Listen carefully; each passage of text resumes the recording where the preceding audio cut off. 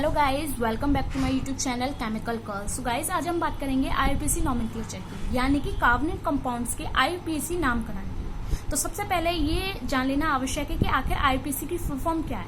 तो आईयूपीएसी की full form है international union of pure and applied chemistry, यानी कि अंतरराष्ट्रीय शुद्ध एवं व्यवहारिक रसायन। ये आईयूपीएसी एक ऐसा संगठन है जिसके द्वारा क्या किया जाता है, किसी कार्बनिक कंपाउंड को उसका पर्टिकुलर नाम दिया जाता है। और आपको तो पता है कि नाम से ही हम तत्वों की पहचान कर सकते हैं। अपनी डेली लाइफ में देख लीजिए, अगर हम लोगों को नाम नहीं देंगे तो हम कैसे पहचान करेंगे कि कौन क्या है। इसलिए हम क्या करते हैं, नॉमेनक्लेचर करते हैं। अब जब हम नॉमेनक्लेचर करने ही जा रहे हैं तो जरूरत है हमें कुछ बेसिक टर्म्स जान लेने की, है ना। कि जैसे फंक्शनल ग्रुप किसे कहते हैं, होमोलोगस सीरीज क्या होती है, और हम जिन कंपाउंड्स को नॉमेनक्लेचर करने वाले हैं उन कंपाउंड्स को हम कहते क्या हैं। तो चलिए शुरुआत करते हैं हाइड्रोकार्बन से। आखिर हाइड्रोकार्बन होते क्या हैं। तो गाइस, जैसा कि इसका नाम से आपको समझ में आ रहा होगा कि हाइड्रोकार्बन ऐसे कंपाउंड्स होते हैं जिनमें ओनली और ओनली क्या होते हैं, हाइड्रोजन एंड कार्बन। सिर्फ और सिर्फ ऐसे कंपाउंड जिनमें क्या हो, हाइड्रोजन और कार्बन हो, तो ऐसे कंपाउंड्स क्या कहलाते हैं, हाइड्रोकार्बन्स कहलाते हैं। जैसे कि एल्केन, एल्कीन, एल्काइंस। अब ये क्या होते हैं ये हम आगे बात करेंगे, लेकिन फिलहाल ये तीनों ग्रुप ऐसे हैं जो कैसे प्योर हाइड्रोकार्बन्स हैं। इनके अंदर जो भी मेंबर्स आते हैं, इनकी जो सीरीज है वो कैसे हैं, प्योर हाइड्रोकार्बन्स हैं। क्यों? क्योंकि इनमें सिर्फ और सिर्फ हाइड्रोजन एंड कार्बन होते हैं। लेकिन कुछ हाइड्रोकार्बन्स ऐसे होते हैं जिनमें हाइड्रोजन कार्बन के अलावा भी अन्य परमाणु होते हैं। जैसे कि आप एल्कोहल्स की बात कर लीजिए, एमीन्स की बात कर लीजिए, और भी कंपाउंड्स हो जाते हैं। तो इनको क्या बोलते हैं, इनको हाइड्रोकार्बन्स का डेरिवेटिव बोलते हैं। ठीक है।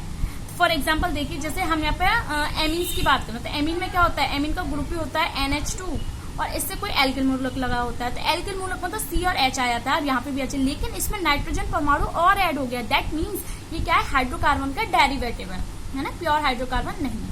ये तो हुई हमारी हाइड्रोकार्बन की बात। अब बात करते हैं हम फंक्शनल ग्रुप की, जो कि बहुत ज्यादा जरूरी है किसी की पहचान करने के लिए। फंक्शनल ग्रुप एक तरह से क्या है, उसका सरनेम है। जैसे हम किसी व्यक्ति को उसके सरनेम के नाम से जान लेते हैं, उसकी पहचान हो जाती है, वैसे ही किसी कार्बनिक कंपाउंड की उसके सरनेम से पहचान हो जाती है। तो देखिए फंक्शनल ग्रुप क्या होते हैं, किसी कार्बनिक यौगिक में विशिष्ट प्रकार से जुड़ा परमाणु या परमाणुओं का समूह जो कार्बनिक यौगिकों में अभिलाक्षण गुणों के लिए उत्तरदायी हो, क्रियात्मक समूह कहलाता है। यानी कि कोई भी ऐसा कार्बनिक कंपाउंड हो जिसमें क्या हो, कोई ऐसा ग्रुप या कोई ऐसा एटम जुड़ा हो जो क्या है, विशेष प्रकार की प्रॉपर्टीज शो करता हो, है ना। उस कंपाउंड के जो भी गुण हैं, प्रॉपर्टीज हैं, उनके लिए वही ग्रुप रेस्पॉन्सिबल हो, तो उस ग्रुप को क्या बोलते हैं, फंक्शनल ग्रुप बोलते हैं। और फंक्शनल ग्रुप बहुत सारे होते हैं। देखिए जैसे एल्कीन, एल्कीन में फंक्शनल ग्रुप होता है C डबल बॉन्ड C, यानी कि जहां कहीं भी डबल बॉन्ड पाया जाएगा वहां हम समझ जाएंगे कि ये क्या है, ये एल्कीन है। यानी कि एल्कीन की पहचान हम किससे करेंगे, फंक्शनल ग्रुप से। सारे कार्बनिक कंपाउंड्स की पहचान किससे होती है, फंक्शनल ग्रुप से, कि वो एसिड है, एल्डिहाइड है, एस्टर है, क्या है वो। ठीक है। एल्काइन, एल्काइन में क्या होता है, ट्रिपल बॉन्ड। जहां कहीं भी ट्रिपल बॉन्ड होगा वो क्या होगा, एल्काइन। एल्कोहल में क्या होता है, OH होता है। कार्बोक्सिलिक एसिड में COOH, एल्डिहाइड में CHO, एल्डिहाइड में क्या होता है, CHO। कीटोन में C double bond O, ether में O, एस्टर में COOR, एसिडामाइड में। इस तरीके से बहुत सारे फंक्शनल ग्रुप होते हैं जिन्हें हम 1 by 1 आगे स्टडी करेंगे। फिलहाल आपके लिए इतना ही जानना काफी था कि फंक्शनल ग्रुप होता क्या है, क्योंकि हम यहाँ पर बेसिक की बात कर रहे हैं। तो फंक्शनल ग्रुप आप पहचान गए। तो चलिए अब बात करते हैं होमोलोगस सीरीज की। गाइस, अब तक यहाँ पे हमने क्या कर लिया, यहाँ पर हमने सरनेम सीख लिए। ठीक है। जैसे हमारी कोई समझ लीजिए वार्ष्णेय फैमिली है, तो हमने क्या किया, वार्ष्णेय नाम जानकर उसका सरनेम यानी कि फंक्शनल ग्रुप के बारे में बात कर ली। अब जब हमने फंक्शनल ग्रुप यानी कि उसका सरनेम जान लिया कि गुप्ता फैमिली है, गुप्ता फैमिली के जो मेंबर्स हैं उनके बारे में भी तो जानेंगे। तो ऐसे ही कार्बनिक कंपाउंड्स के जो मेंबर्स का परिवार होता है उसे हम क्या बोलते हैं, उसे बोलते हैं होमोलोगस सीरीज। क्या बोलते हैं उसे हम बोलते हैं होमोलोगस सीरीज। तो देखिए क्या होती है, कार्बनिक यौगिकों की ऐसी श्रेणी जिसके सभी सदस्यों की संरचना यानी कि इसकी जो स्ट्रक्चर है, क्रियात्मक समूह किसे कहते हैं, फंक्शनल ग्रुप को। फंक्शनल ग्रुप एवं उसकी केमिकल प्रॉपर्टीज समान होते हैं। यानी कि हम कह सकते हैं कि जैसे हमने गुप्ता फैमिली ली, गुप्ता फैमिली में जितने भी मेंबर्स होंगे वो क्या होंगे, उनकी कुछ प्रॉपर्टीज समान होंगी। जैसे उनका सबका सरनेम समान होगा, है ना, कुछ शक्लें भी मिलेंगी क्योंकि एक ही परिवार के सदस्य हैं। ऐसे यहाँ पे क्या होता है कि कार्बनिक कंपाउंड्स, जब कोई कार्बनिक कंपाउंड्स एक ही होमोलोगस सीरीज के होते हैं तो उनकी संरचना यानी कि स्ट्रक्चर, फंक्शनल ग्रुप एंड उनकी केमिकल प्रॉपर्टीज कैसी होती है, समान होती है। और उनमें डिफरेंस क्या होता है, उनके दो निकटवर्ती यानी कि दो आने वाले सदस्यों के भी सिर्फ सिंगल बॉन्ड CH2 यानी कि सिर्फ सिंगल बॉन्ड CH2 का अंतर होता है ना। जैसे कि हम कहते हैं बड़े भाई छोटे भाई में कुछ साल का डिफरेंस होता है, ऐसी जो आगे आने वाले एलिमेंट्स होते हैं एक के बाद एक, उनमें कितने का अंतर होता है, सिर्फ सिंगल बॉन्ड CH2 का अंतर होता है। फॉर एग्जाम्पल देखिए, जैसे यहाँ पर एल्किन की सजातीय श्रेणी की बात की गई है, homologous series of alkene. Alkene का पर्टिकुलर फॉर्मूला क्या होता है, CnH2n+2। ठीक है, अब यहाँ पे देखिए इस हिसाब से देखिए, ये हो गया पहला सदस्य CH4 जिसे हम बोलते हैं मैथेन, दूसरा सदस्य C2H6 एथेन, तीसरा सदस्य C3H8 प्रोपेन एंड चौथा सदस्य क्या है C4H10 ब्यूटेन एंड लास्ट, यहाँ पे तो लास्ट ही है ये C5H12, ये क्या है पेंटेन। ये क्या होगा, होमोलोगस सीरीज होगा। इसमें और भी सारे मेंबर्स होते हैं, जैसे जैसे आप कार्बन की संख्या बढ़ाते जाएंगे वैसे वैसे मेंबर्स आते जाएंगे, लेकिन यहाँ पे हमने 5 मेंबर्स तक ही लिए। तो अब हम देखते हैं इनमें CH2 का अंतर कैसे। तो आप देख सकते हैं C2H6 में से CH4 को घटाएंगे तो क्या बचेगा CH2, C3H8 में से C2H6 को घटाएंगे तो क्या बचेगा CH2। ऐसे करके अगर आप अगले वाले मेंबर्स से उसका पहला वाला मेंबर्स को माइनस करेंगे तो कितने का अंतर आएगा CH2 का। इस बेस पर हम कह सकते हैं कि प्रत्येक होमोलोगस सीरीज में कितने का अंतर होता है, सिर्फ सिंगल बॉन्ड CH2 का। अब हम और भी सीरीज की बात कर सकते हैं, जैसे कि एल्कोहल। एल्कोहल का फॉर्मूला क्या होता है, एल्कोहल का फॉर्मूला होता है CnH2n+1 एंड OH। ठीक है, इस बेस पर इसका पहला कंपाउंड क्या होगा CH3OH प्लस इसमें CH2 ऐड कर दीजिए तो यहाँ पर दूसरा मेंबर आ जाएगा, यहाँ पर प्लस CH2 ऐड किया तो यहाँ पे क्या आएगा C2H5OH, फिर इसमें ऐड कर दीजिए, यहाँ पे फिर से CH2 ऐड कर दीजिए तो यहाँ पे क्या आएगा C3H7OH। ऐसे करके और भी सारे मेंबर्स आते जाएंगे। तो देखिए गाइस, इसका पहले मेंबर का नाम है Maithil alcohol, common name Maithil alcohol. ठीक है, मिथाइल एल्कोहल हो गया ये, और दूसरा क्या है, ये है हमारा इथाइल एल्कोहल, एथिल एल्कोहल। इसे शराब कहते हैं। ये क्या है, वुड स्प्रिट है ना, इसे लकड़ी के भंजक आसन से प्राप्त किया जाता है। और ये क्या है, प्रोपिल एल्कोहल, प्रोपिल एल्कोहल। इनके नॉमेनक्लेचर को हम आगे सीखेंगे। फिलहाल हम यहाँ पे होमोलोगस सीरीज की बात कर रहे थे, तो हमें समझ में आ गया कि होमोलोगस सीरीज क्या होती है, ऐसी श्रेणी जिसके सभी मेंबर्स के स्ट्रक्चर समान हो, है ना, फंक्शनल ग्रुप समान। तो यहाँ पे आप देखिए सब में फंक्शनल ग्रुप क्या है, फंक्शनल ग्रुप क्या है, एक ऐसा पर्टिकुलर मतलब परमाणु या यौगिक क्या हो जो प्रॉपर्टी शो करता हो, है ना। जैसे इस कंपाउंड की पर्टिकुलर प्रॉपर्टीज, यानी कि इस कंपाउंड की जो रेस्पॉन्सिव वाला प्रॉपर्टीज के लिए वो क्या है OH समूह। OH समूह के कारण ये क्या है, मिथाइल एल्कोहल में आ रहा है। ये सब क्या कहलाएंगे, एल्कोहल कहलाएंगे, किसके कारण, OH समूह के कारण। तो ऐसा OH समूह क्या कहलाएगा, फंक्शनल ग्रुप। तो यहाँ पे सबके पास फंक्शनल ग्रुप क्या है, OH सेम है, स्ट्रक्चर सबके क्या है, सेम है, क्योंकि सबके पास फंक्शनल ग्रुप सेम है। और एल्किल में क्या है, ये एल्किल मूलक है, तो इनकी श्रृंखला बढ़ती जाएगी, बाकी की स्ट्रक्चर इनकी कैसी है, सेम है। लेकिन बस डिफरेंस कितने का है इसमें, कि सिंगल बॉन्ड CH2 का, इतना है डिफरेंस है इनमें। तो ये क्या शो कर रहा है, ये होमोलोगस सीरीज की सारी प्रॉपर्टी शो कर रहे हैं। इसलिए हम क्या कह सकते हैं कि ये जो एलिमेंट है वो क्या बनाते हैं, होमोलोगस सीरीज बनाते हैं। तो चलिए अब हम बात करते हैं नॉमेनक्लेचर ऑफ कार्बनिक कंपाउंड। तो फाइनली हम नॉमेनक्लेचर पे पहुंच गए, लेकिन अभी हम नॉमेनक्लेचर नहीं करेंगे, अभी हम नॉमेनक्लेचर के रूल्स के बारे में बात करेंगे। ठीक है, तो देखिए IUPAC पद्धति के अनुसार किसी कार्बनिक कंपाउंड के नाम के 5 भाग होते हैं, यानी कि हम किसी कंपाउंड को नाम देने के लिए 5 चरणों का पालन करेंगे। ठीक है, तो पहला चरण हमारा आता है, या पहली स्टेप हमारी होती है वर्ड रूट। वर्ड रूट क्या होता है, सेकंड स्टेप होती है हमारी प्राइमरी सफिक्स। ठीक है, थर्ड स्टेप है हमारी सेकेंडरी सफिक्स या 2 डिग्री। फोर्थ स्टेप हमारी 1 डिग्री प्रीफिक्स या प्राइमरी प्रीफिक्स। फिफ्थ स्टेप हमारी 2 डिग्री प्रीफिक्स या हमारी सेकेंडरी प्रीफिक्स। तो चलिए 1 बाय 1 इन टर्म्स को जानते हैं कि आखिर ये होते क्या है। ठीक है, तो सबसे पहले हम बात करते हैं वर्ड रूट की।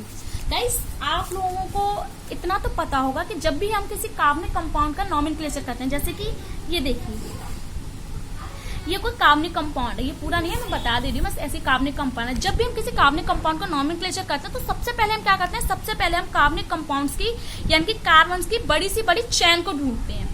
ठीक है, जैसे ये चेन है बड़ी से बड़ी, और भी चेन हो सकती है, जैसे यहाँ पे मैं ये जोड़ दूं, ये जोड़ दूं, ये जोड़ दूं, तो हम क्या करेंगे, बड़ी से बड़ी चेन को ढूंढेंगे। उस चेन को ढूंढने के बाद हम ये काउंट करते हैं कि आखिर इसमें कार्बन कितने हैं, जैसे कि 1 2 3 4 5 6 इसमें 6 कार्बन है। अगर हम इस चेन की बात करें तो 1 2 3 4, इसमें 4 कार्बन है। ऐसे ही अलग अलग चेन्स में नंबर ऑफ कार्बन अलग अलग होते हैं।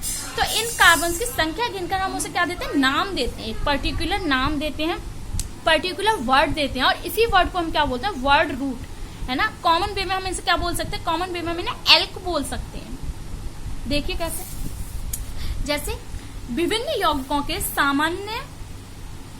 सामान्य मूल शब्द एल्क होता है, यानी कि वर्ड रूट क्या कहलाता है, एल्क कहलाता है। विभिन्न लंबाइयों की कार्बन चेन के लिए वर्ड रूट प्रदर्शित है। जैसे कि अगर C1 कार्बन हो तो उसे क्या बोलेंगे, मैथ। C2 हो तो eth, C3 prop, C4 but, C5 pent, hex, hept, oct, non, dec. ये तो 10th स्टैंडर्ड में भी सिखा दिए जाते हैं। यानी कि कार्बन कंपाउंड्स में हम क्या करते हैं, सबसे पहले हम कार्बन की चेन ढूंढते हैं। उस चेन को ढूंढने के बाद हम सबसे पहला काम क्या करते हैं, उस चेन में जितने कार्बन होते हैं उनको नाम देना। अगर 3 कार्बन तो उसे प्रॉप बोलेंगे, 2 कार्बन तो उसे एथ बोलेंगे। ठीक है, ये तो हुआ हमारा वर्ड रूट। अब बात करते हैं हम किसकी, अब हम बात करते हैं 1 डिग्री सफिक्स। आखिर 1 डिग्री सफिक्स होता क्या है, ठीक है। देखिए 1 डिग्री सफिक्स प्राथमिक अनुलग्न, जिसे 1 डिग्री सफिक्स बोलते हैं, का प्रयोग कार्बन चेन की संतृप्तता व असंतृप्तता को प्रदर्शित करने के लिए किया जाता है। अब संतृप्त और असंतृप्त यानी कि सैचुरेटेड और अनसैचुरेटेड क्या होता है ये हम आगे बताएंगे, लेकिन यहाँ पर इतना बता दो कि सैचुरेटेड ऐसे कंपाउंड्स होते हैं जिनमें सिर्फ सिंगल बॉन्ड होता है, और अनसैचुरेटेड ऐसे कंपाउंड होते हैं जिसमें डबल बॉन्ड तथा ट्रिपल बॉन्ड पाए जाते हैं। तो देखिए, जब भी हम 1 डिग्री सफिक्स, जैसे यहाँ पे संतृप्त है, कोई कार्बनिक कंपाउंड कैसा है, सैचुरेटेड है, तो हम उसके पीछे 1 डिग्री सफिक्स क्या लगाएंगे, प्राइमरी सफिक्स क्या होगा, एन। अगर क्या है, डबल बॉन्ड है तो ईन, ट्रिपल बॉन्ड है तो आइन। ये क्या है, 1 डिग्री सफिक्स। फॉर एग्जाम्पल जैसे ये हमारा कोई कंपाउंड है, C single bond C single bond C, ठीक है। अब यहाँ पे हमें क्या दिखाई दे रहा है, सारे सिंगल बॉन्ड दिखाई दे रहे हैं, जिसका मतलब हम क्या है, ये सैचुरेटेड कंपाउंड। अगर ये सैचुरेटेड कंपाउंड तो वर्ड रूट क्या होगा इसके लिए, एल्क, ठीक है। और 1 डिग्री सफिक्स क्या होगा, एन, तो क्या हो जाएगा इसका नाम, एल्केन। अगर डबल बॉन्ड होते तो क्या होता है, एल्कीन, ट्रिपल बॉन्ड होते तो एल्काइन। इन तीनों के बारे में हम पढ़ेंगे। तो चलिए अब बात करते हैं 2 डिग्री सफिक्स की। किसकी, 2 डिग्री सफिक्स, 2 डिग्री सफिक्स की। देखिए 2 डिग्री सफिक्स का यूज फंक्शनल ग्रुप को शो करने के लिए किया जाता है। अब हमने क्या किया, हमने वर्ड रूट जान लिया, 1 डिग्री सफिक्स जान लिया। अब बात करते हैं 2 डिग्री सफिक्स की। तो 2 डिग्री सफिक्स में कार्बनिक कंपाउंड में जो भी फंक्शनल ग्रुप होगा 2 डिग्री सफिक्स के जरिए उसको शो किया जाता है। देखिए कंपाउंड का आईयूपीएसी नाम लिखते समय इसे 1 डिग्री सफिक्स के साथ जोड़ देते हैं। जैसे देखिए, अगर किसी कार्बनिक कंपाउंड में एल्कोहल है फंक्शनल ग्रुप, तो उसके लिए 2 डिग्री सफिक्स क्या है, ऑल। कार्बोक्सिलिक एसिड के लिए ओइक एसिड, एल्डिहाइड के लिए अल, कीटोन के लिए ओन, एमीन के लिए एमीन, एस्टर के लिए एल्किल एल्केनोइड, एमाइड के लिए एमाइड, एल्किल हैलाइड के लिए ओइल हैलाइड, थायोल के लिए थायोल, नाइट्राइल के लिए नाइट्राइल। ये क्या है, 2 डिग्री सफिक्स हैं जो किसी फंक्शनल ग्रुप को रिप्रेजेंट करते हैं।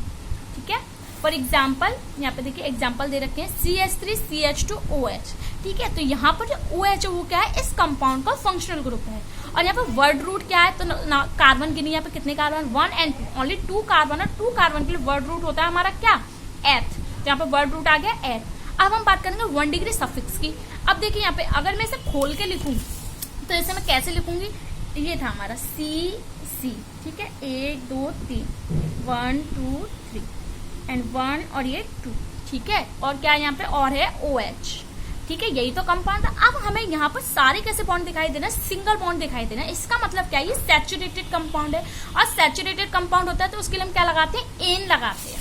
तो यहाँ पर 1 डिग्री सफिक्स क्या होगा, एन, ठीक है। लेकिन हमें क्या है, 2 डिग्री सफिक्स को 1 डिग्री सफिक्स के साथ जोड़ना है, तो हम क्या करेंगे, इसे ई हटाकर सिर्फ एन रहने देंगे और ओल जोड़ देंगे इसमें। तो इसका नाम क्या हो जाएगा, एथेनॉल। ये क्या है, एथेनॉल, और इसे कॉमन नेम होता है इथाइल एल्कोहल। ठीक है, अगला देखिए CH3CH2COOH। इसमें फंक्शनल ग्रुप क्या है, COOH, है ना, COOH। ये क्या है, एसिड है। तो इसका सबसे पहले वर्ड रूट फाइंड आउट कीजिए। वर्ड रूट कितने कार्बन यहाँ पे, 1 2 एंड 3, 3 कार्बन के लिए वर्ड रूट क्या होता है, प्रॉप। यहाँ पर हमने प्रॉप लिख दिया। 1 डिग्री सफिक्स में क्या आएगा, वही सैचुरेटेड है तो एन, ई हटा देंगे और क्या जोड़ देंगे इसमें, 2 डिग्री सफिक्स। COH के लिए 2 डिग्री सफिक्स क्या होता है, ऊपर देखिए आप, अभी आपने पढ़ा है यहाँ पे, ये रहा एसिड के लिए ओइक एसिड, यानी कि कार्बोक्सिलिक एसिड के लिए 2 डिग्री सफिक्स क्या है, ओइक एसिड।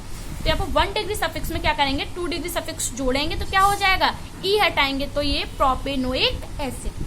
ठीक है, आई होप आपको ये समझ में आ रहा होगा।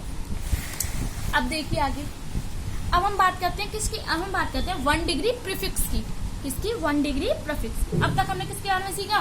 फंक्शनल ग्रुप के बारे में सीखा, होमोलॉगस सीरीज के बारे में सीखा, और क्या सीखा? 1 डिग्री सफिक्स, 2 डिग्री सफिक्स। अब बात करते हैं 1 डिग्री प्रीफिक्स की, है ना। तो देखिए, इसका प्रयोग साइक्लिक और नॉन साइक्लिक, भाई हाइड्रोकार्बन तो हमारे साइक्लिक भी हो सकते हैं और नॉन साइक्लिक भी हो सकते हैं। साइक्लिक में भी एलिसाइक्लिक, एरोमेटिक हो सकते हैं, नॉन साइक्लिक में भी एलिसाइक्लिक हो सकते हैं। तो हम साइक्लिक और नॉन साइक्लिक में अंतर करने के लिए कुछ तो शो करेंगे। तो 1 डिग्री प्रीफिक्स का यूज ही किया जाता है साइक्लिक और नॉन साइक्लिक कंपाउंड्स में डिफरेंस करने के लिए। साइक्लिक कंपाउंड में वर्ड रूट से साइक्लो, यानी कि यहाँ पे क्या है, साइक्लिक कंपाउंड में वर्ड रूट के लिए क्या करते हैं, word root plus 1 degree prefix. अगर कोई कंपाउंड साइक्लिक है तो उसमें 1 डिग्री प्रीफिक्स क्या हो जाएगा, साइक्लो, है ना। जबकि नॉन साइक्लिक कंपाउंड में 1 डिग्री प्रीफिक्स नहीं होता, क्योंकि वो तो नॉन साइक्लिक है। जैसे देखिए, ये है CH3 CH2 CH3, ये क्या है हमारा, ये हमारा नॉन साइक्लिक कंपाउंड है। ठीक है, एक हाइड्रोकार्बन है। सबसे पहले क्या फाइंड आउट करेंगे, वर्ड रूट। वर्ड रूट के लिए हम क्या करेंगे, कार्बन काउंट करेंगे। तो देखिए 1 2 3 कार्बन है, 3 कार्बन के लिए वर्ड रूट होगा हमारा प्रॉप, तो प्रॉप लिख लिया। अब 1 डिग्री सफिक्स, 1 डिग्री सफिक्स के लिए हम ये देखेंगे कि सैचुरेटेड है या अनसैचुरेटेड। तो आप देख सकते हैं कि यहाँ पे सारे क्या है, सिंगल बॉन्ड है। दैट मीन्स ये कंपाउंड क्या है, सैचुरेटेड है। तो यहाँ पे हमने 1 डिग्री सफिक्स के लिए हमने क्या जोड़ा, एन। ठीक है, अब 1 डिग्री प्रीफिक्स, 1 डिग्री प्रीफिक्स यहाँ पर नहीं होगा, क्योंकि ये कंपाउंड जो वो कैसा है, ये नॉन साइक्लिक कंपाउंड है।